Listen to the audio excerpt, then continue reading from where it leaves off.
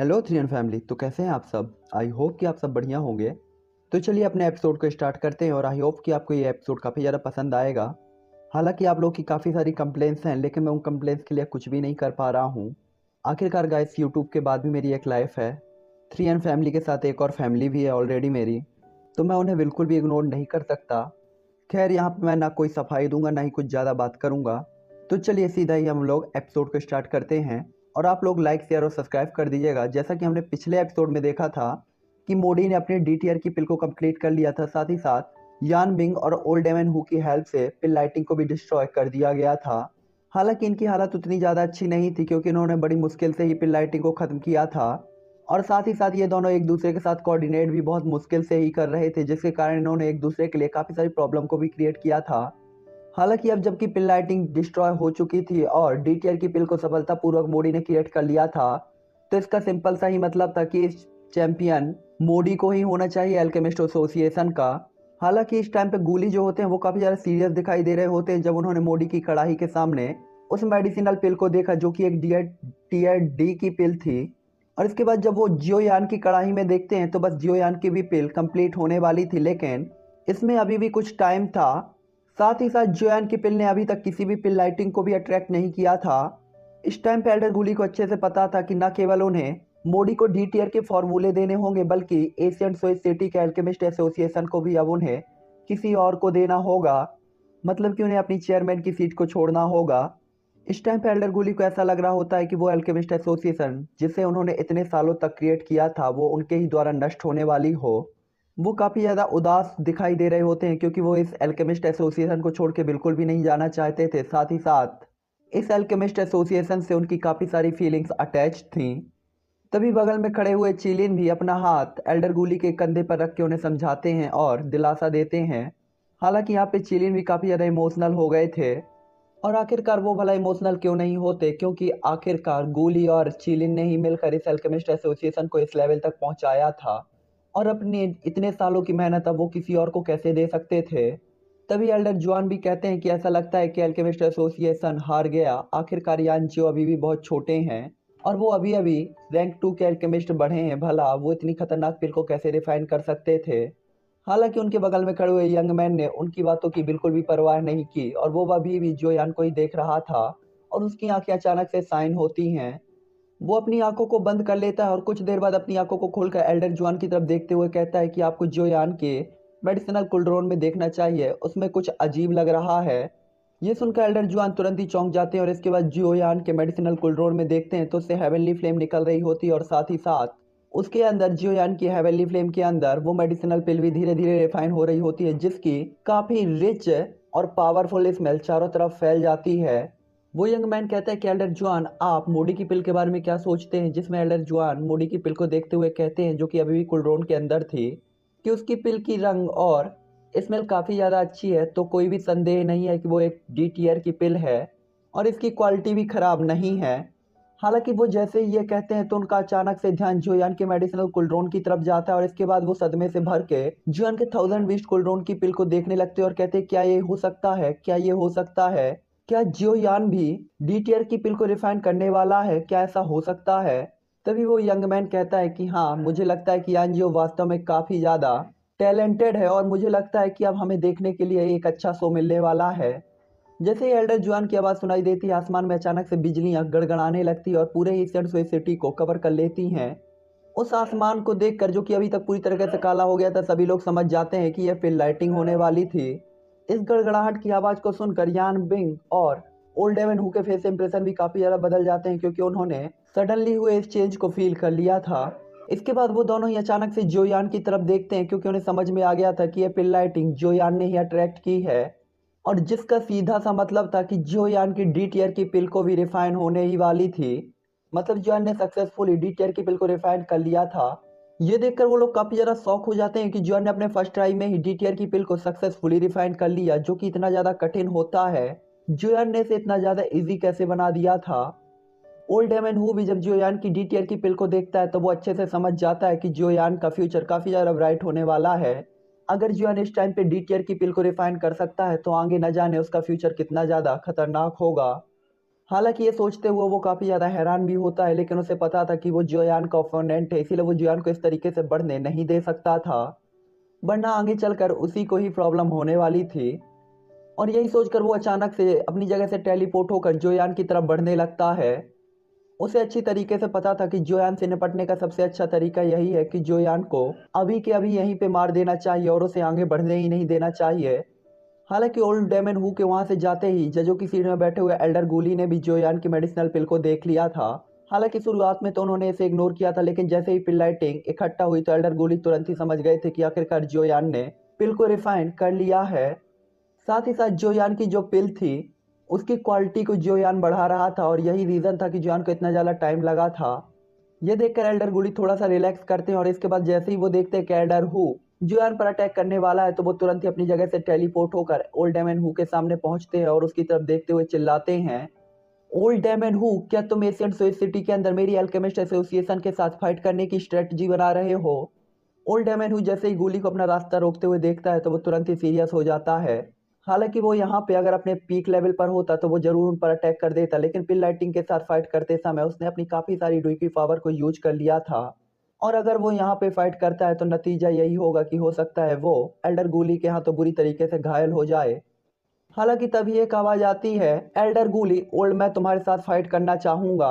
और इसके बाद ब्लू कलर के कपड़े पहने हुए एक आदमी जो कि यानविंग होता है एल्डर गूली की तरफ सामने आ जाता है। ये देखकर ओल्ड डेमन हु अचानक से एक इविल स्माइल पास करता है, जिसके बाद वो तुरंत ही अपनी जगह से टेलीपोर्ट होकर जोयान की तरफ अटैक करने के लिए वहां पे चार्ज होता है।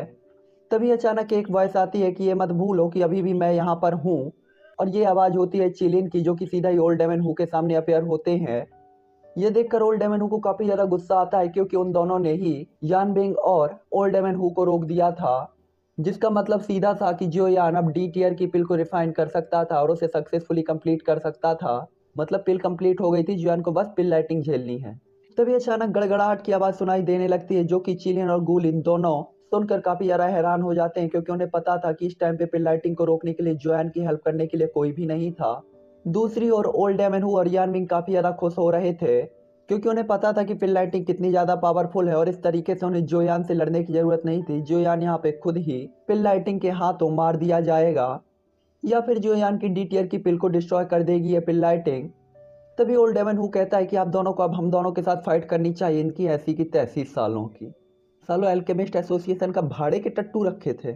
मतलब ये नहीं है कि कोई जेट की टोकन तोड़ दो, कुछ बुला लो, कोई पावरफुल इंसान को अपेयर करो और इनको मार दो तुरंत के तुरंत, तो इसके साथ फाइट करेंगे साले चूतिए। ओल्ड डेमन हु यहाँ पे अपने सामने चिलिन को देखता है और इसके बाद मजाक करते हुए अपनी डुईक्यू को चार्ज करता है और उन्हें तुरंत ही रोक लेता है। इस टाइम पे गूली और चिलिन को ओल्ड डेमन हु और यानबिंग ने दोनों ने फाइट में उलझा रखा था। इस टाइम पे वीआईपी सीट में बैठे हुए एल्डर जुआन के अलावा कोई भी इस पिल लाइटिंग को ब्लॉक नहीं कर सकता था।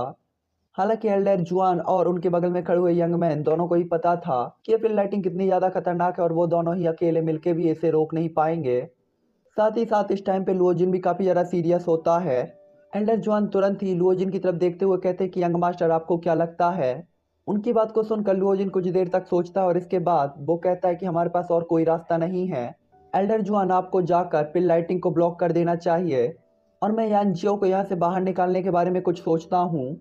ये सुनकर एल्डर जुआन तुरंत ही अपना सिर हिला देते हैं और इसके बाद वो जोयान की तरफ देखते हैं, क्योंकि उन्हें पता था कि जोयान को इतनी आसानी से बाहर निकालना पॉसिबल नहीं होगा, क्योंकि जोयान अपनी डी टीयर की पिल को छोड़कर यहाँ से बाहर बिल्कुल भी नहीं जाएगा।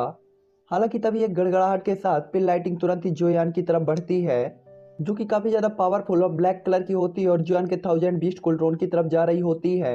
उनमें से सबको पता था कि ये अगर नीचे जाकर टकराती है तो जोयान की प्रेजेंट टाइम की हालत को देखते हुए जोयान इससे बच नहीं पाएगा। हालांकि वो पिल लाइटिंग जोयान की तरफ बढ़ रही थी, लेकिन जोयान उस पर बिल्कुल भी ध्यान नहीं देता। तभी अचानक एक आवाज आती है कि अगर तुम्हें उसे चोट पहुंचानी है तो तुम्हें सबसे पहले मुझसे पार जाना पड़ेगा। और इसके बाद अचानक एक लाइट आती है, जो कि बिजली की लाइट को रोक देती है।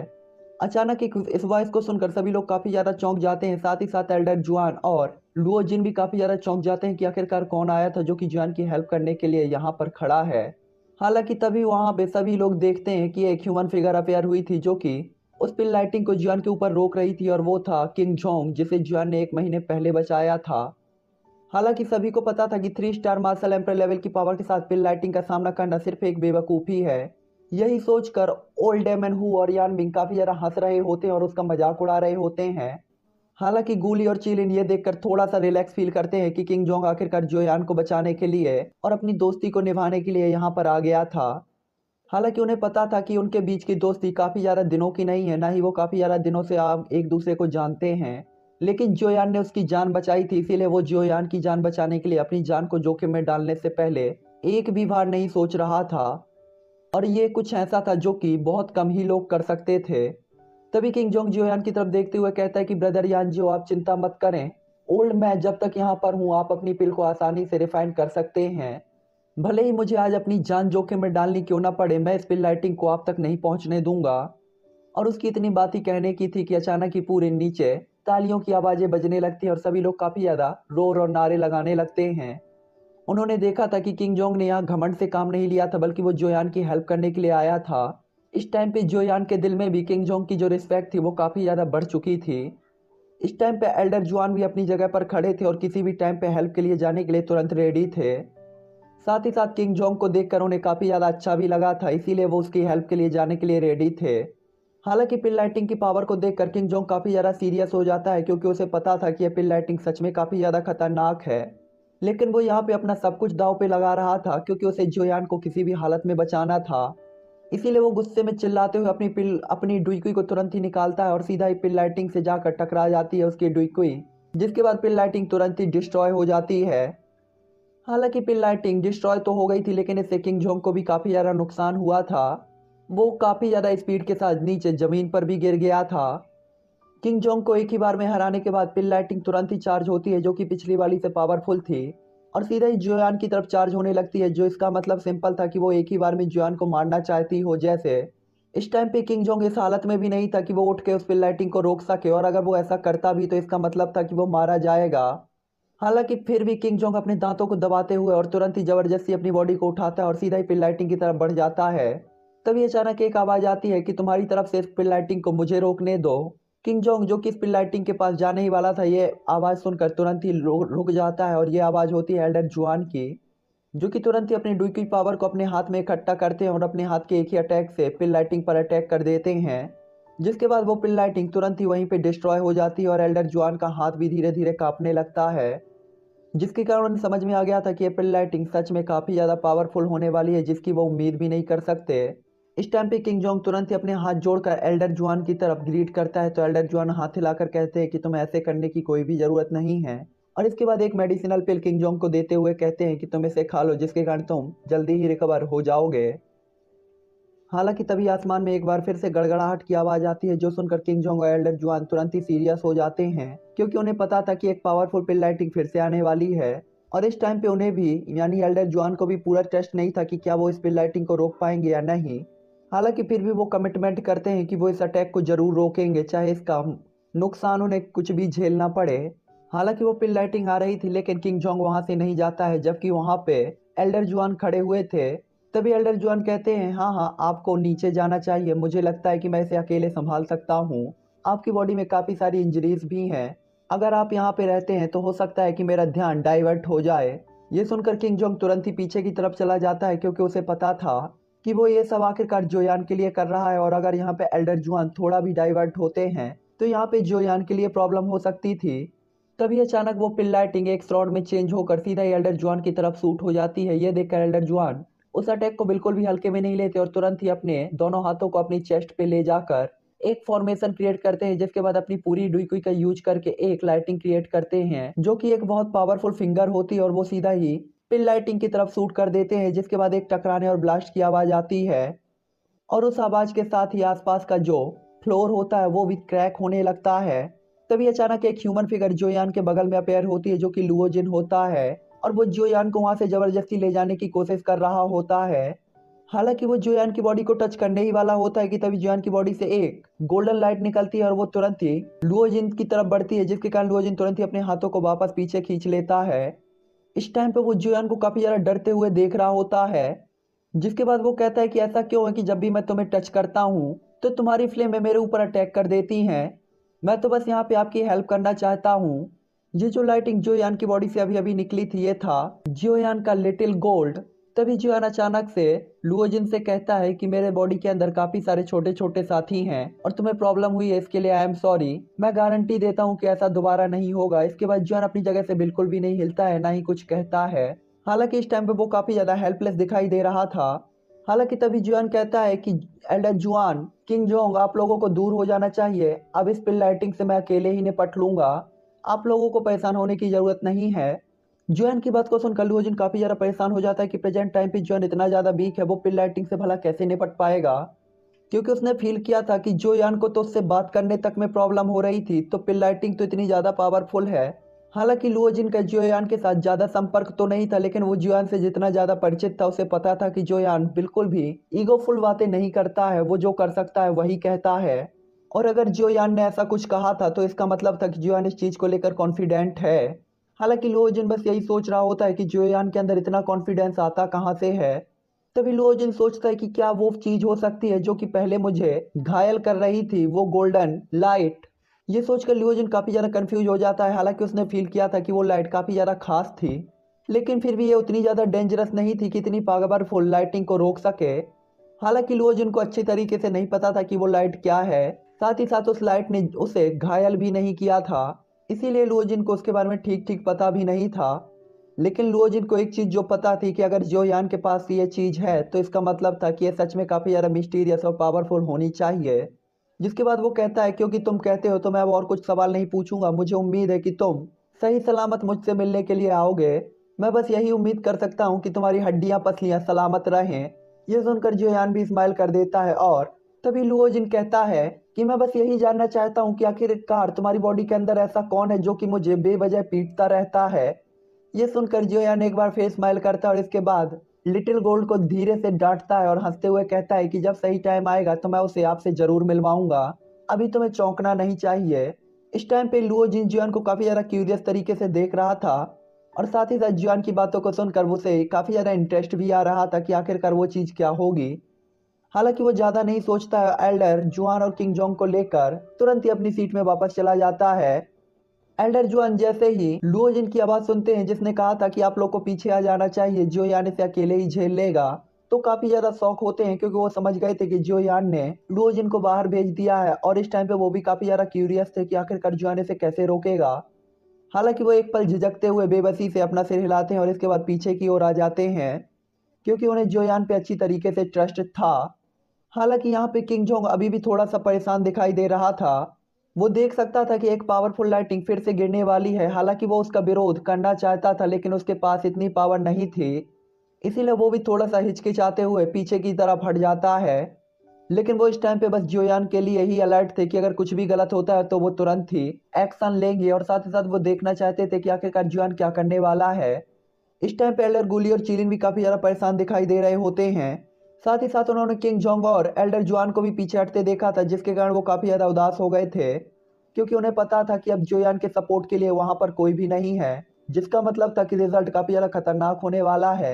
हालांकि यहाँ पे इन्हें कुछ भी पता नहीं होता, इसीलिए वो चिल्लाते हुए कहते हैं कि कितनी ज्यादा गलत बात है, वो इतने ज्यादा इंपॉर्टेंट टाइम पे कैसे पीछे हट सकते हैं, अभी यान जियो का क्या होगा। हालांकि तभी किंग जोंग इमोशनल होकर सीधा ही उस लाइटिंग की तरफ बढ़ने लगता है। ये देखकर ओल्ड मास्टर हु स्माइल कर देता है और काफी ज्यादा डिसरिस्पेक्टेड वे में किंग जोंग को देखता है क्योंकि उसे पता था कि ये सिर्फ एक 3 star half martial emperor level का वॉरियर है जो कि इस पिल लाइटिंग के सामने बहुत ज्यादा ही महत्वहीन है, बिल्कुल चींटी के जैसा। हालांकि जब उसने एल्डर जुआन को आगे बढ़ते देखा था तो वो थोड़ा सा परेशान हुआ था क्योंकि उसे पता था कि एल्डर जुआन हिडन क्लाउड पवेलियन से बिलोंग करते हैं और इस टाइम पे उनकी पावर बिल्कुल यान बिंग के जैसी ही है। जाहिर सी बात थी कि वो हिडन क्लाउड पवेलियन को बिल्कुल भी नुकसान नहीं पहुंचाना चाहते थे, ना ही उनके मैटर्स में इंटरफेयर करना चाहते थे। हालांकि इस टाइम पे जब उन्होंने एल्डर जोंग और एल्डर जुआन को पीछे जाते देखा तो एक बार फिर से वो खुश हो गए थे क्योंकि उन्हें लग रहा था कि जुआन अब कैसे बचेगा। हालांकि उसे समझ में कुछ भी नहीं आ रहा था क्योंकि उसे पता था किंग जोंग ने एशियन स्वेज सिटी के अंदर चिल्लाया था कि अगर जोयान को कुछ भी होता है तो वो जुआन को बचाने के लिए अपनी जान भी दे सकता है। फिर वाला वो पीछे कैसे हट गया। उसे ऐसा लग रहा था कि जैसे ये सब यान जियो ही कर रहा था। हालांकि वो इस बात पे ज्यादा ध्यान नहीं देता है क्योंकि उसे पता था कि अब पिल लाइटिंग से जियान बिल्कुल भी नहीं बच पाएगा।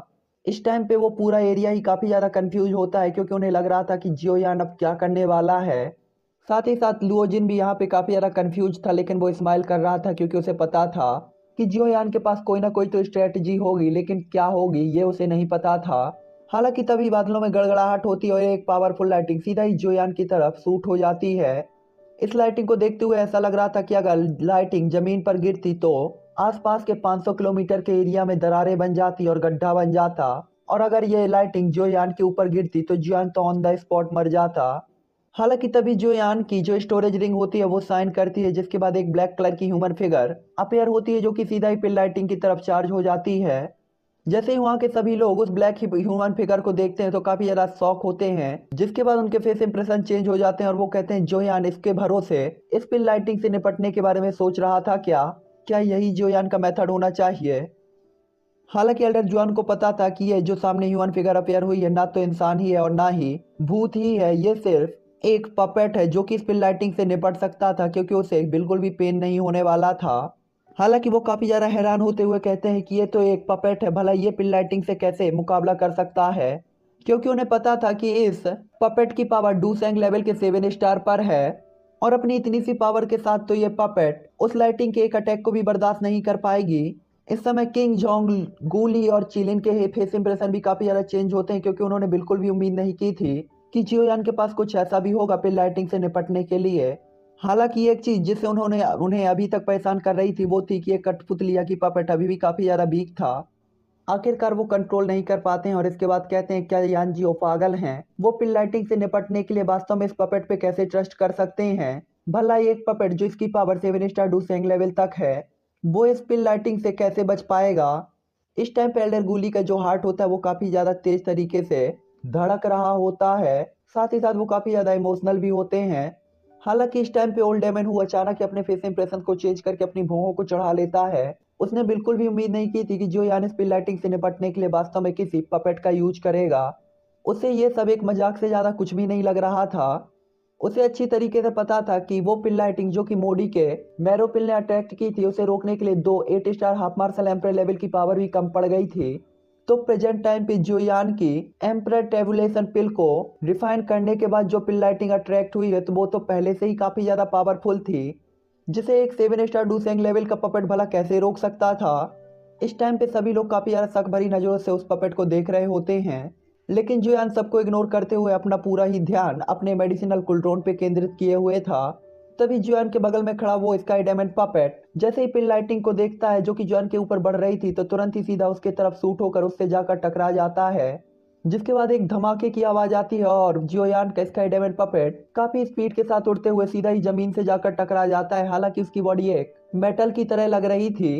सभी ने वहां पे शौक भरी नजरों से देखा था कि वो स्काई डायमंड पपेट पिल लाइटिंग के कारण उड़ता हुआ जमीन पे तो भेजा गया था जिसके कारण गड्ढा बन गया था, लेकिन यहाँ पे उस स्काई डायमंड पपेट ने पिल लाइटिंग को भी डिस्ट्रॉय कर दिया था। ये देखकर सभी लोग जो यान के स्काई डायमंड पपेट के बारे में सोचने पर आखिरकार मजबूर हो ही जाते हैं।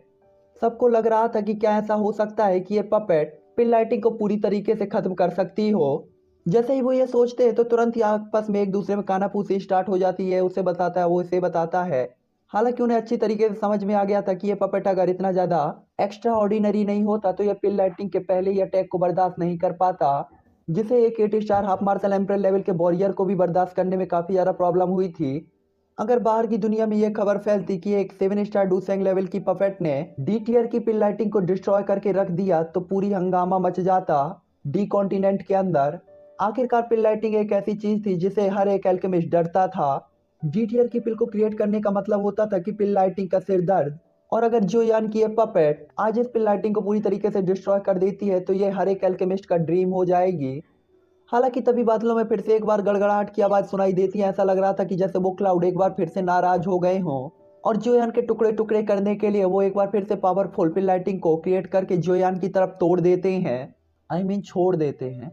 और वो पिल लाइटिंग जैसे ही जोयान की तरफ बढ़ती है तो अचानक जमीन के गड्ढे में हलचल होती है और एक शूटिंग स्टार की तरह ह्यूमन फिगर जो कि जोयान की पपेट या नॉर्दर्न किंग था, नॉर्दर्न ड्रैगन किंग पता होगा जिसने भी DTH1 देखी है, सीधा ही उड़कर जाता है और उस पिल लाइटिंग से जाकर टकरा जाता है। इस समय जुआन के पपेट ने अपना एक पावरफुल पंच पिल लाइटिंग की तरफ शूट किया था और पिल लाइटिंग उससे टच होते ही गायब होने लगती है। ऐसा लग रहा था कि जैसे वो पिल लाइटिंग उस पपेट की बॉडी का एक पार्ट बन गई हो। जोयान के स्काई डायमंड पपेट को इस तरीके से बिजली के बोल्टों को रोकते हुए देखकर नीचे के सभी लोग काफी ज्यादा चौंक गए थे, क्योंकि उन्होंने देखा था कि ये डी टियर की पिल लाइटिंग को कैसे रोक सकता था। ये उनकी लाइफ में फर्स्ट टाइम था। इसके बाद तो ये कंटिन्यू ही हो गया था। बादल बादल गरज रहे थे, पिल लाइटिंग गिरती थी और जोयान का नॉर्दर्न किंग आगे बढ़कर उसे तुरंत ही पकड़ लेता था और तोड़ फोड़ के एक तरफ फेंक देता था। हालांकि इस सब के कारण नॉर्दर्न किंग की बॉडी में थोड़ा सा डैमेज देखा जा सकता था और उसकी बॉडी में एक दो जगह पर छोटे छोटे गड्ढे भी बन गए थे, लेकिन ये तुरंत ठीक भी होते जा रहे थे। इस टाइम पे सभी लोग देख रहे होते हैं कि जोयान का जो नॉर्दर्न ड्रैगन किंग या कि स्काई डायमंड पपेट है वो तुरंत ही दाएं बाएं जाकर सारे बिजली के वोल्ट्स को अब्जॉर्ब कर रहा है और उन्हें डिस्ट्रॉय कर रहा है। तो ये सीन देखकर वो लोग काफी ज्यादा डर गए होते हैं, क्योंकि उन्हें अपनी पावर के साथ भी भरोसा नहीं था कि वो स्पिल लाइटिंग को रोक पाएंगे।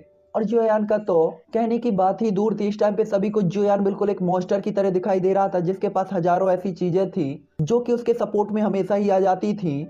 हालांकि कुछ देर तक पिल लाइटिंग को ऑब्जर्व करने के बाद लोग जो वहां पे नीचे बैठे हुए थे काफी ज्यादा डर जाते हैं, क्योंकि उन्होंने देखा था कि जो जोयान का नॉर्दर्न ड्रैगन किंग या कि जोयान की स्काई डायमंड पपेट है उसकी पावर डूसेंग लेवल के 7 स्टार पर थी, वो डूसेंग लेवल के 8 स्टार पर पहुंच गई थी और इसकी पावर काफी ज्यादा स्पीड के साथ बढ़ रही थी, जिसका मतलब था कि ये पिल लाइटिंग को ऑब्जर्व करके अपनी पावर की तरह इसका यूज कर रहा था।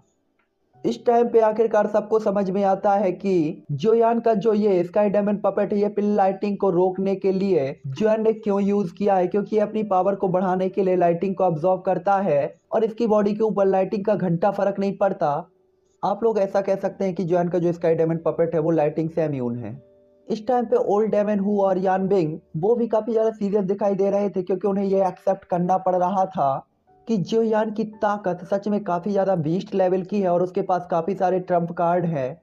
उन्हें अच्छे तरीके से पता था कि ये पिल लाइटिंग कितनी ज्यादा खतरनाक है और उनके छक्के छुड़ा दिए थे इस पिल लाइटिंग ने, लेकिन जोयान का तो मात्र एक 7 स्टार का डाउसेंग लेवल का स्काई डायमंड पपेट ही इस पिल लाइटिंग को रोक रहा था, जो कि उनके लिए काफी ज्यादा शर्म की बात थी। लुओजिन और एल्डर जुआन भी आखिरकार समझ जाते हैं कि जोयान इतना ज्यादा टेंशन फ्री क्यों था। हालांकि टाइम जल्दी ही बीत जाता है और काफी सारे पिल लाइटिंग के वोल्ट्स को ऑब्जर्व करने के बाद जोयान की जो स्काई डायमंड पपेट होती है पहले ही वो बानसैंग लेवल तक पहुंच जाती है, हाफ मार्शल एम्पर लेवल तक पहुंच जाती है और इस टाइम पे इसकी पावर होती है 1 star half martial emperor level. हालांकि आसमान की अभी भी बादल तितर बितर होने के कोई भी संकेत नहीं दिखाते। गरज के बाद एक बार फिर से मंथन होता है, यानी कि आसमान में फ्लैक्चुएशन होता है, जिसके बाद क्लाउड लास्ट स्टेज पर पहुंच जाते हैं और इस टाइम पे जोयान के नॉर्दर्न किंग को भी फाइट करते हुए काफी ज्यादा टाइम हो जाता है उन क्लाउड से। और ये कहूं कि फाइट करते करते करते करते जोयान के नॉर्दर्न किंग ने इतनी ज्यादा बोल्ट को इतने ज्यादा बोल्ट्स को इतनी ज्यादा बिजली को अपने अंदर समाहित कर लिया था, अब्जॉर्ब कर लिया था, कि उसकी पावर पहले ही 6 star half martial emperor level तक पहुंच चुकी थी और इस टाइम पे वो ली क्लेन के लीगन से बिल्कुल भी वीक नहीं लग रहा था। हालांकि तभी बादल एक बार फिर से गरजते हैं और जोयान का नॉर्दर्न किंग एक बार फिर से खड़ा होता है और सीधा ही पिल लाइटिंग के ऊपर अटैक कर देता है, जैसे कि ऊपर से मोमोज चाउमीन पिज्जा और बर्गर बरस रहे हों। जैसे ही जोयान का ये स्काई डायमंड पपेट लाइटिंग से टकराता है, जो कि ये लास्ट लाइटिंग थी और काफी ज्यादा पावरफुल लाइटिंग थी, तो चारों तरफ धुआं धुआं छा जाता है, जिसके बाद जोयान का नॉर्दर्न किंग सीधा ही जाकर जमीन पर गिरता है और आसमान के वो जो बादल होते हैं धीरे धीरे गायब हो जाते हैं। इस टाइम पे जोयान के नॉर्दर्न किंग की पावर पहले ही 6 स्टार के हाफ मार्शल एम्पर लेवल पर स्टेबल हो गई थी। ये कहा जा सकता था कि जोयान को इस डी टियर की पिल को रिफाइन करने में बहुत बड़ा फायदा हुआ था। उन बादलों के गायब हो जाने के बाद वो नॉर्दर्न किंग वापस से जोयान के पास अपेयर होता है और इस टाइम पे उसकी बॉडी काफी ज्यादा शाइन कर रही होती है और बॉडी बिल्कुल पहाड़ जैसी दिख रही थी। वो इस टाइम पे जोयान के पास ऐसे खड़ा हुआ था कि अगर जोयान बिल्कुल भी कुछ भी ऑर्डर देता है या कोई भी जोयान के ऊपर अटैक करने की हिम्मत करता है तो जैसे वो जान से उसे मार देगा। अब क्योंकि पिल लाइटिंग पहले ही गायब हो चुकी थी, तो जिसका मतलब था कि जोयान ने भी सक्सेसफुली अपनी पिल को रिफाइन कर लिया है। जिसके बाद जोयान रिलैक्स करते हुए एक गहरी सांस छोड़ता है और एक गहरी सांस लेता है और अपने आप को थोड़ा सा रिलैक्स फील करता है।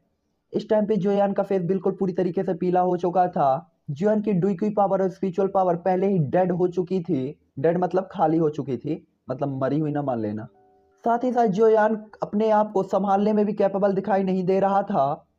हालांकि जोयान फोर्सफुली अपने आप को कंट्रोल करता है और अपनी आंखों को खोलता है, जो कि काफी ज्यादा भारी लग रही थी और वो अपनी आंखों को खोल भी नहीं पा रहा था। जोयान तुरंत ही अपनी स्टोरेज रिंग से कुछ मेडिसिनल पिल को निकालता है और तुरंत ही अपनी बॉडी के अंदर उन्हें अब्जॉर्ब कर लेता है। इस टाइम पे जुआन ने जो पिल अपनी बॉडी के अंदर ऑब्जॉर्व की होती है वो डी टियर की पिल होती है, और ये वही पिल होती है जुआन को जो हेम्यू की स्टोरेज रिंग में मिली थी।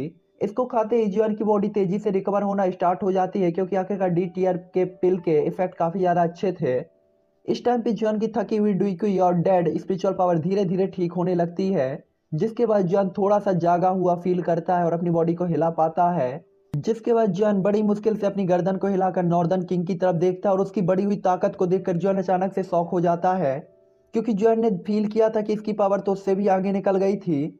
साथ ही साथ जोयान ने देखा था कि नॉर्दर्न किंग की बॉडी के आसपास ब्लैक कलर की लाइटें साइन हो रही थी और उन्हें हटाया भी नहीं जा सका। ये देखते ही जुआन समझ जाता है कि अपील लाइटिंग इसके बॉडी का ही पार्ट बन गई है। जुआन को पता था कि जुआन का ये नॉर्दर्न किंग जो कि ड्रैगन ट्राइब से बिलोंग करता है, इसकी फिजिकल बॉडी पहले ही पावरफुल थी। साथ ही साथ इसने अपनी ड्रैगन ट्राइब के काफी सारे लोगों को मारकर उनका ब्लड और सोल और उनका मांस अब्सॉर्ब कर लिया था, जिसके कारण इसकी बॉडी और भी ज्यादा पावरफुल हो गई थी। साथ ही साथ जॉन की हेवनली फ्लेम की ग्रिलिंग, जिसके कारण इसकी बॉडी और पावरफुल हुई। इसके बाद जॉन की एक एम्परर लेवल की पिल टीयर 9 की गोल्डन पिल को जोयान ने क्रिएट किया था, जिसकी पिल लाइटिंग को भी इसने झेला था और इसकी पावर और बढ़ गई थी। और अब की पिल लाइटिंग को झेलते हुए इसकी पावर जो बढ़ी है, इसका मतलब सिंपल सा ही था कि प्रेजेंट टाइम पे ओल्ड हु जिसकी power 8 star half martial emperor level पर थी, उसे छोड़ दिया जाए तो उसके बाद के सभी मार्शल एम्परर लेवल के वॉरियर्स के लिए उसका पपेट अकेले ही काफी था।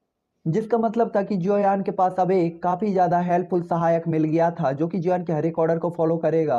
और ये देखकर जोयान के चेहरे पे अचानक ही एक स्माइल आ जाती है, जो कि काफी लॉन्ग टाइम से जोयान के चेहरे पर मिसिंग थी।